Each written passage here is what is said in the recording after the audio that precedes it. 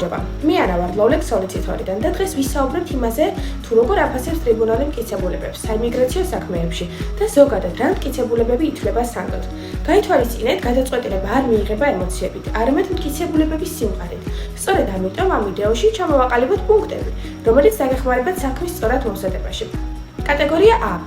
პირადობა და სტატუსი, პასპორტი, ბიომეტრიული ბარათი, ვიზა და home office-ის წერილები. ასევე დააკვირდით დოკუმენტაციის ხარისხს.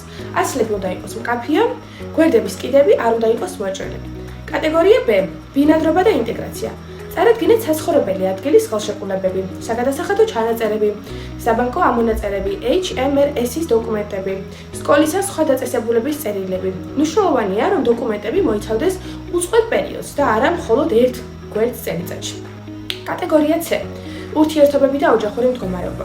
ქორწინებისა და დაბადების მოწმობები, თანაცხოვრების მტკიცებულება, ასევე ერთობლივი გადასახადები, ფოტოები თარიღებითა და ადგილებით, ბავშვის მოვლის დადასტურება, კომუნიკაციის ჩანაწერები. მნიშვნელოვანია, რომ ფოტოებსა და დოკუმენტებს ჰქონდეს კონტექსტი, ვინ არის გამოსახული, სად და როდის. კატეგორია D. სამედიცინო მდგომარეობა. წარადგინეთ ექიმის ან სპეციალისტის წერილები, სადაც მითითებულია დიაგნოზი, მკურნალობის გეგმა და პროგნოზი. ასევე მოერიდეთ ზოგად ცნობებს, წარადგინეთ მხოლოდ კონკრეტული და შესაბამისი დოკუმენტები. კატეგორია E. რისკისა და დაცვის საფუძვლები.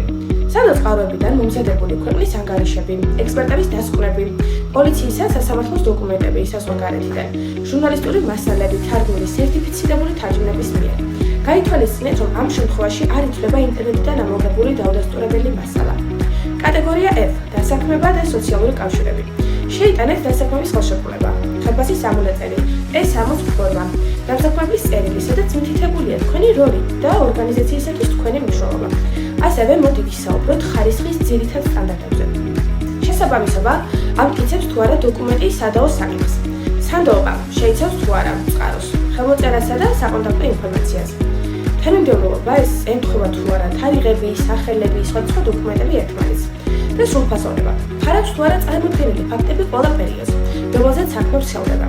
სიცხადე ინგლისურ თარგმნებს აუცილებლად უნდა დაუხდეთ თარჯიმის სერტიფიკატი და გვერდების ინდექსი.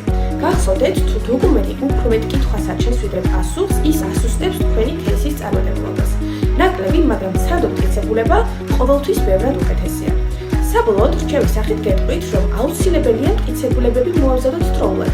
გახსოვდეთ, რომ სამართლებრივ პროცესში მნიშვნელოვანია ხარისხი და არა რაოდენობა.